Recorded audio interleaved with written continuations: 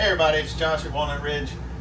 It's kind of late in the season to talk about air conditioning, but I guess there's a lot of people that maybe head south or out west in the wintertime from where we're at, so you're still going to need your air conditioning to get you by out there. But I wanted to take the time to talk about some of the changes that we've seen lately in air conditioning. The old style air conditioners used to have just a basic foam filter in them. It's more like almost like a sponge, not really a true filter. So it's pretty easy to take those out. You could blow them out or even hose them down, let them dry, put them back up, and you're good to go. It's to collect a lot of the dust, helps the air conditioner work efficiently, get your proper airflow going through, so cool the air or take the heat out of the air, and then you get good airflow in your vents throughout the ceiling. When that gets clogged up, performs a little bit lower than what it would when it was brand new. It's a good indicator that your filter might be dirty. Well, now they are starting to put almost like what you have in your home, a true air filter that's going up in these.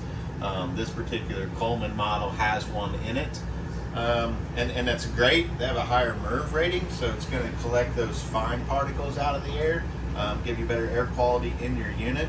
But what we get with that is a little bit reduced airflow when they start to get dirty, and it's not something you can really just blow out. You can take these out, blow them out, clean the larger particles, but those fine particles are going to stay in here. They get trapped in there, and so eventually you do just have to replace this, which we stock, and a lot of places are probably stocking them now.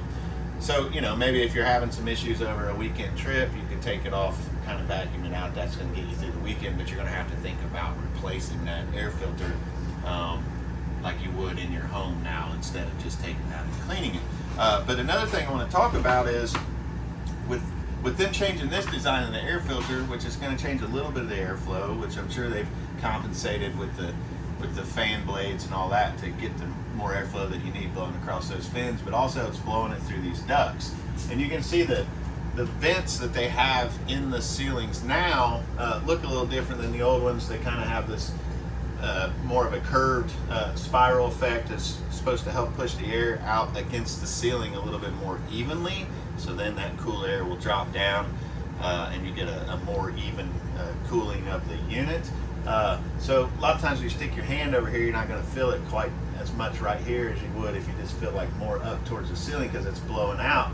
But another thing that a lot of people don't realize in these, inside this, up in the top part, inside the ductwork, on about half of this, there's actually a lip that sticks up a little further. And so you can rotate that lip around. So like for instance, right now I have that lip right here on this back section. So the air's blowing this way, it's hitting that and forcing more air out of this vent. If I was to turn that the other way, instead of it being forced out of this vent, and it's hard to see on the video, but you can really feel it if you got your hand on here, now that air is hitting that and being forced around the vent, so it's coming on down to this next vent, so you can get some more airflow here. So if you got maybe some that's further away, all the way up in the bedroom, or this back one in here in the living room, you kind of run into, well, this vent feels like it's got really good airflow and this vent doesn't hardly have anything out. Well, if we rotate that around and force that air to come on back, rotate this one around, force it on back, you're going to get that better airflow in the back. So just a new kind of design that we're seeing a lot on campers now, and it really makes a difference on how comfortable you can be in various spots of the camper, but you have to know that has that, and you can adjust that to make a difference. Hopefully maybe that'll save you a trip from bringing it in thinking you have an issue with the air conditioner. So two very key parts of this: making sure we have our vents set right, and then obviously you need to replace these filters when they get bad. So hopefully that'll help you keep cool for the rest of the season. Thanks.